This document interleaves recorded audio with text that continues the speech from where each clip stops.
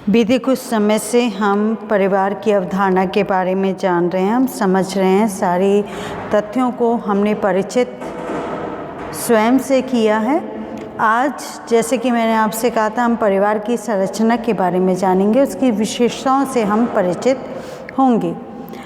आपको भली भांति याद होगा कि मैंने पिछली कक्षा में आपको केंद्रीय परिवार की संरचना के बारे में बताया था और विस्तारित परिवार की संरचना के बारे में भी उल्लेखित किया था। आपकी सुविधा के लिए मैं पुनः उन तथ्यों को दोहरा देती हूँ जिससे आपको मूल बिंदु समझ में आ जाए। आपको याद होगा कि मैंने आपको बताया था कि परिवार की संरचना का जो आधार बिंदु है वो मूलतः निर्भर करता है स्त्री और पुरुष पर। स्त्री और पुरुष मिलके ही जब वो पति पत्नी बनते हैं, उनके बीच मध्य वैधानिक संबंध स्थापित होता है। और वो वैधानिक संबंध का स्वरूप कुछ भी हो सकता है, वो धार्मिक स्वरूप भी हो सकता है, वो कानूनी स्वरूप भी हो सकता है। कानूनी स्वरूप का मतलब क्या होगा? कोर्ट मैरिज भी हो सकती है। तो इस प्रकार के स्वरूपों के पश्चात जब वो विवाह करते हैं और उनके मध्य जो संबंध स्थापित होते हैं तो वो ही परिवार का निर्माण करते हैं। तो परिवार की संरचना का प्रमुख आधार क्या है? एक स्त्री और पुरुष के बीच संबंध। और दूसरा आधार क्या है? परिवार के विवाह के बाद उनकी संतान उत्पत्ति का होना। और तीसरा आधार क्या है कि एक सामान्य निवास स्थान। और देखिए, सामान्य निवास स्थान क्यों बहुत अधिक महत्वपूर्ण है, इसके संबंध में भी मैंने आपको बताया था। जैसे केंद्रीय परिवार की संरचना की हम जब बात करते हैं तो वहाँ पर केंद्रीय परिवार अन्य विस्तारित और जटिल परिवारों की भी संरचना करता है, ये सत्य है।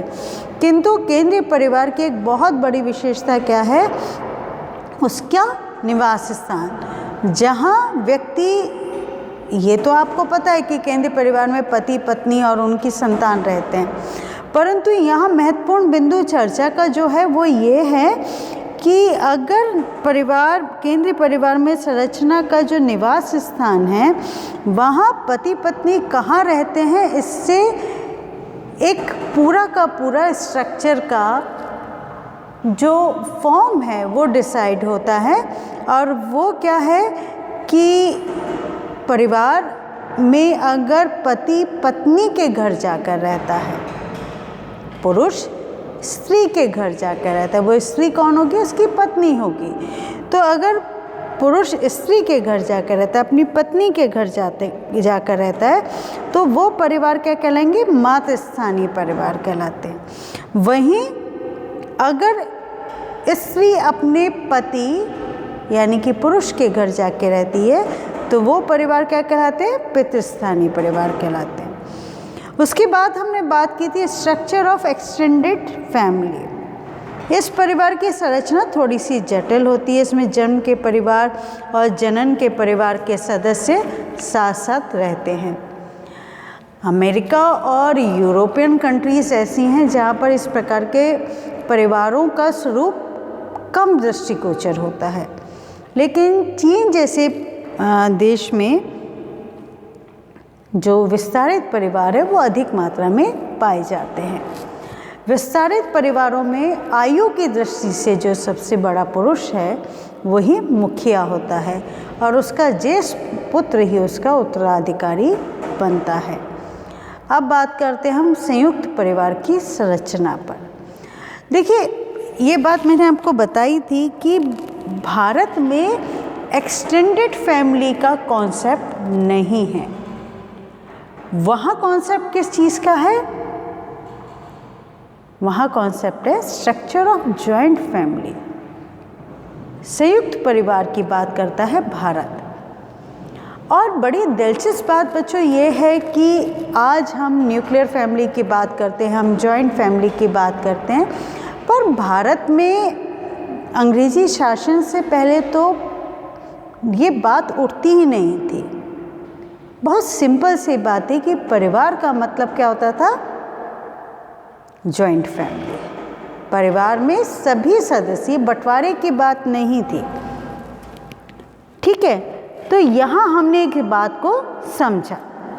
अब दूसरी बात जो हमें समझनी है वो ये समझनी है कि जो बात इरावती कर्वे ने कही संयुक्त परिवार की संरचना को लेकर, इरावती कौन है? इरावती कर्वे भारतीय समाजशास्त्री हैं जिनका विशिष्ट तौर पर परिवार की पृष्ठभूमि में एक गहन शोध है। और वो संयुक्त परिवार के जो लक्षण बताती हैं वे बताती हैं कि इसमें एक से अधिक सदस्य होते हैं, एक ही छत के नीचे निवास करते हैं, सामान्य अर्थव्यवस्था होती है, एक ही देवी यानी कुल देवता की पूजा करते हैं और 2 से अधिक पीढ़ियाँ रहती हैं। ठीक है। अब इरावती कर्वे के अलावा कापड़िया, कापड़िया का पूरा नाम क्या है? KM कापड़िया, और MN श्रीनिवासन, RP देसाई, ये वो प्रसिद्ध भारतीय समाजशास्त्री हैं जिन्होंने समाजशास्त्र के क्षेत्र में अभूतपूर्व योगदान दिया है और इन सभी ने परिवार के संबंध में गहन चर्चा की है। ठीक है, ये बात समझ में आ गई आप लोगों को?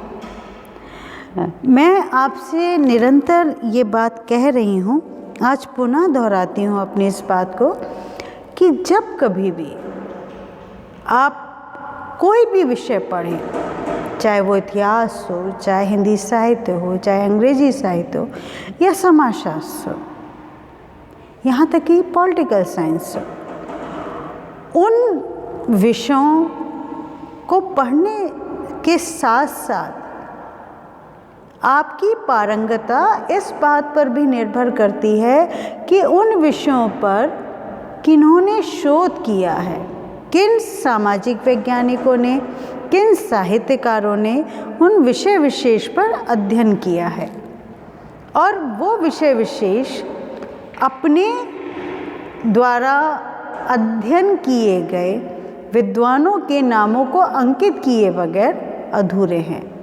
इस सत्यता से आपको परिचित होना होगा। ठीक है। अब हम बात करेंगे परिवार की संरचना और उसकी विशेषताओं के बारे में, जो कि आज का हमारा विषय है। हम बात करते हैं प्रथम विशेषता की, वो है संरचनात्मक प्रकृति। परिवार की संरचना उसके लक्षणों द्वारा जानी जाती है।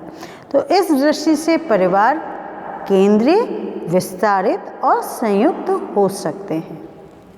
याद रहेगा आपको कि परिवार की जब हम पहली विशेषता की बात करते हैं तो वो है संरचनात्मक प्रकृति। संरचनात्मक प्रकृति की जब हम बात करते हैं तो हम बात करते हैं कि परिवार की संरचना के जो प्रमुख लक्षण हैं, इस दृष्टि से परिवार में केंद्रीय, विस्तारित और संयुक्त परिवार होते हैं। ठीक है। अब हम बात करते हैं सदस्यता की। ये भी हम विशेषताओं के बारे में पढ़ रहे हैं कि संरचना का मुख्य आधार परिवार के सदस्य होते हैं। ये सदस्य केवल प्रजनन के परिवार के हो सकते हैं, लेकिन यदि परिवार की संरचना विस्तारित या संयुक्त है तो इसकी सदस्यता में जन्म का परिवार यानी दादा दादी आदि भी जुड़ जाते हैं।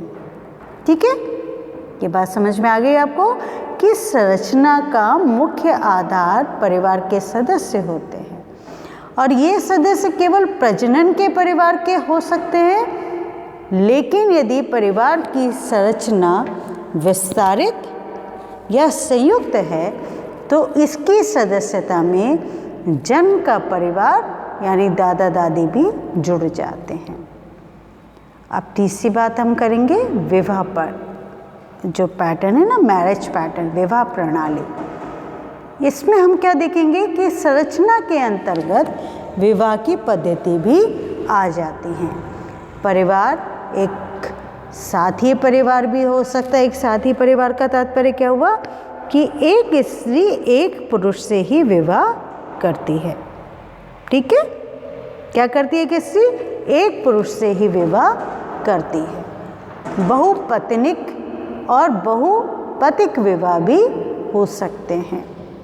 तो तो दूसरे शब्दों में विवाह की दृष्टि से परिवार में एक पत्नी हो सकती है, 2 या अधिक पत्नियां हो सकती हैं, या एक से एक अधिक पति भी हो सकता है। पर इस तरह का जो परिवार का पैटर्न है वो अधिकतर कहाँ देखने को मिलता है? वो पैटर्न देखने को मिलता है ट्राइबल्स में, आदिवासी समूह में। एक बात मैं आज आप लोगों को कहना चाहूँगी बच्चों कि हो सकता है बीच में आपको ये वॉइस डिस्टर्बेंस आ रही हो। उसका कारण ये है कि आज आपके महाविद्यालय परिसर में बहुत तेज़ी से हवाएं चल रही हैं, इसलिए हमारी लाख कोशिशों के बावजूद भी वो वॉइस डिस्टर्बेंस आ रहा है। ठीक है, अब हम बात करते हैं चौथे बिंदु की, और वो है उत्पत्ति और वंश क्रम। क्या है उत्पत्ति और वंश क्रम? परिवार पितृ सत्तात्मक होते हैं और मातृ सत्तात्मक भी होते हैं, ये तो आपको पता ही है।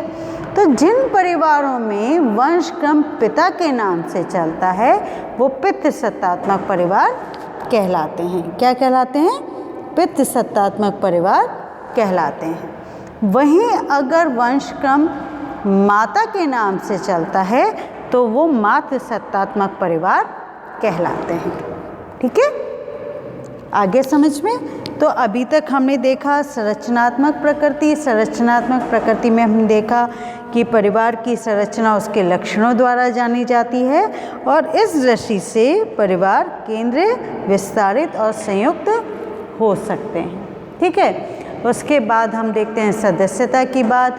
तो सदस्यता में हम देखते हैं कि ये जो संरचना का मुख्य आधार जो परिवार के सदस्य होते हैं, और ये सदस्य केवल प्रजनन के परिवार के हो सकते हैं। लेकिन यदि परिवार की संरचना विस्तारित या संयुक्त है तो इसकी सदस्यता में जन्म का परिवार यानी दादा दादी आदि भी जुड़ जाते हैं। ठीक है, अब इसके बाद हम विवाह प्रणाली देखते हैं। तो विवाह प्रणाली में संरचना के अंतर्गत विवाह की पद्धति भी आ जाती है। परिवार एक साथीय परिवार भी हो सकता है, बहुपत्निक परिवार भी हो सकता है, और बहुपतिक विवाह भी हो सकता है। अब हम बात करते हैं उत्पत्ति और वंशक्रम की। क्या है उत्पत्ति और वंशक्रम? ये बारे में हम जान ही चुके हैं, फिर भी दोहराती हूँ कि परिवार पितृसत्तात्मक होते हैं, मातृसत्तात्मक भी होते हैं। तो जिन परिवारों में वंशक्रम पिता के नाम से जाना जाता है पितृसत्तात्मक कहलाते हैं, और जिनमें वंशक्रम माता के नाम से जाना जाता है मातृसत्तात्मक कहलाते हैं। ठीक है, अब हम बात करेंगे आर्थिक बंधन और भूमिकाओं का विभिन्नीकरण। ये क्या है? चलिए जानते हैं कि परिवार के सदस्य अपनी अपनी भूमिकाओं को निभाते हैं।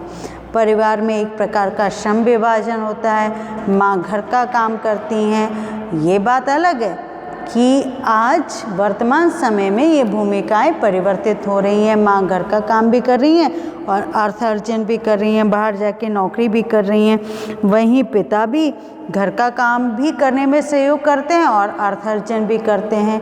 तो पिता उपार्जन के अतिरिक्त घर के बाहर के कामों की देखरेख करते हैं। बच्चों का काम पढ़ना लिखना होता है ना। अब आप लोगों का काम पढ़ना लिखना है या नहीं है? अब मुझे तो थोड़ा सा डाउट हो जाता है। इसलिए डाउट होता है बेटा, आप लोग क्लास में 40 विद्यार्थी हैं और मैं देखती हूँ आप अपने YouTube ग्रुप में कुल मिला के जिस दिन बहुत अच्छा समय हो उस दिन आप 5 से 7 विद्यार्थी उसको देखते हैं। इसका मतलब 35 विद्यार्थी 32 विद्यार्थी बिल्कुल गायब हैं पहले दिन से। अब ईश्वर जाने उनके भीतर कब चेतना जागृत होगी कि उनकी विश्वविद्यालय परीक्षाएं कभी भी आ सकती हैं। और मैं ये मानती हूँ कि कोरोना का काल ऐसा है कि हम सभी कहीं ना कहीं भयभीत हैं, लेकिन ये बहुत जो कठिन समय था वो तो गुज़र गया है और जो थोड़ा बहुत है वो गुज़र जाएगा। सावधानी रखनी ज़रूरत है, लेकिन डरने की आवश्यकता कदापि नहीं है। सावधानी रखिए, लेकिन सावधानी के साथ अपना विद्या अध्ययन निरंतर आप बनाए रखेंगे तो तभी संभव है कि विश्वविद्यालय परीक्षाओं में आपके अच्छे अंक आप प्राप्त कर पाएँ। अब जो छठवीं परिवार की विशेषता है वो है संपत्ति। तो प्रत्येक परिवार में चल अचल संपत्ति होती है। परिवार का मुखिया वो संपत्ति का एक संरक्षक होता है। अब वो कोई भी हो सकता है परिवार का मुखिया, पर अमूमन ये देखने में आता है कि जो घर का ज्येष्ठ पुत्र है वो परिवार का ज्येष्ठ पुत्र पिता के पश्चात, है ना, परिवार का मुखिया होता है। लेकिन यहाँ प्रश्न फिर वही होता है कि अगर मात्र सत्तात्मक परिवार है तो वहाँ परिवार का मुखिया पुरुष ना होकर उस परिवार की स्त्री होगी। तो ये आपने जाना कि प्रत्येक परिवार में जो चल अचल संपत्ति होती है, परिवार का मुखिया उस संपत्ति का एक संरक्षक होता है और विभाजन होने पर परंपरा के अनुसार चल अचल जो संपत्ति है वो बांट ली जाती है। अब हम बात करते हैं पारिवारिक व्यवसाय की। तो हम यहाँ देखते हैं कि सामान्यतः विकासशील देशों में समाज में परिवार के सदस्य अपनी पुश्तैनी या पीढ़ी दर पीढ़ी चले आ रहे जो व्यवसाय हैं उनको अपनाते हैं। जैसे आज जिस गति से परिवर्तन हो रहा है उसमें पारिवारिक व्यवसाय में बहुत अधिक परिवर्तन आ जाता है। ठीक है, अब इसके बाद हम बात करते हैं एक और विशेषता की, जो कि 8वीं विशेषता है, वो है सामान्य नाम पर पदवी। तो प्रत्येक परिवार की अपनी एक विशेष पहचान होती है, एक पहचान जो उनको प्राप्त है उसके पीछे कोई ना कोई ऐतिहासिक पृष्ठभूमि होती है और इस नाम या पदवी को वो कभी भी छोड़ना नहीं चाहते। ठीक है, और इस नाम और पदवी को ही क्या कहा जाता है, घराना कहा जाता है। क्या कहा जाता है, घराना।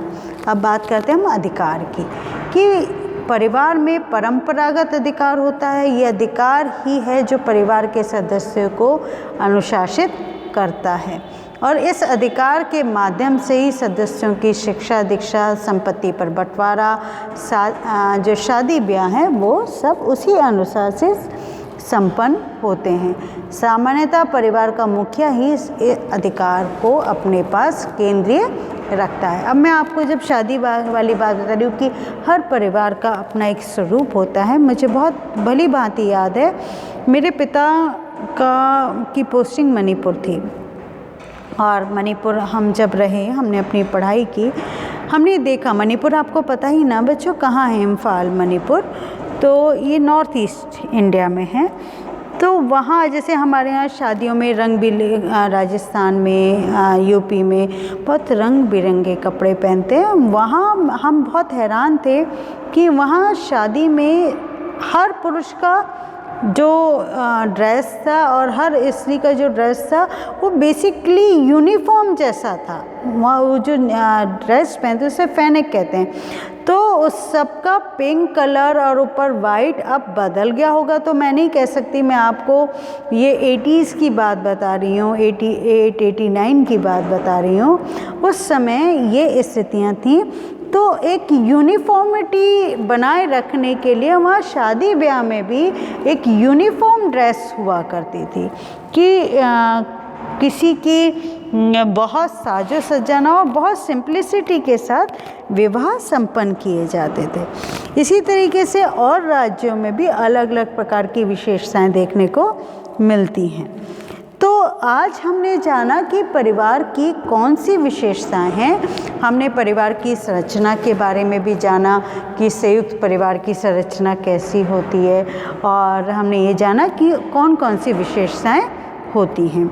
हमने जाना कि संरचनात्मक प्रकृति है, सदस्यता एक मूलभूत विशेषता है परिवार की, फिर विवाह प्रणाली एक विशेषता है, तत्पश्चात संपत्ति और वंश कर्म की बात होती है, फिर आर्थिक बंधन और भूमिकाओं का विभिन्नीकरण की हम बात करते हैं, फिर हम संपत्ति की बात करते हैं कि प्रत्येक परिवार में जो चल अचल संपत्ति होती है उसमें परिवार का जो मुखिया है वही इस संपत्ति का संरक्षक होता है। परिवार का मुखिया कौन बनेगा वो उस परिवार की परंपराओं पर निर्भर करता है। ठीक है, और सामान्य नाम की पदवी होती है, अधिकार की बात होती है। ये तमाम तरह की चीज़ों को आज हमने जाना। आशा करती हूँ कि जो कुछ आपने आज पढ़ा समझा है वो आपको समझ में आया होगा। कल की कक्षा में हम फंक्शंस ऑफ फैमिली जानेंगे। क्या है परिवार के प्रकार? ऐसे कौन कौन से परिवार से अपेक्षा की जाती है कि वो अमुक अमुक भूमिकाओं का निर्वहन करेंगे। फिर देखते हैं हम आगे और क्या पढ़ेंगे। जैसे आपको पता है, आप लोग बच्चों ने सिलेबस भी नोट कर रखा है कि ये जो हम पढ़ रहे हैं आपकी फर्स्ट ईयर की क्लास का सेकंड पेपर का एक टॉपिक पढ़ रहे हैं, परिवार। इसके पश्चात हम विवाह पढ़ेंगे, उसके पश्चात हम नातेदारी को भी समझने की चेष्टा करेंगे। ठीक है, आशा करती हूँ कि आज जो कुछ आपने पढ़ा है वो आपको समझ में आया होगा। कल हम नया एक पहलू जानेंगे परिवार के बारे में। तब तक के लिए बहुत बहुत धन्यवाद।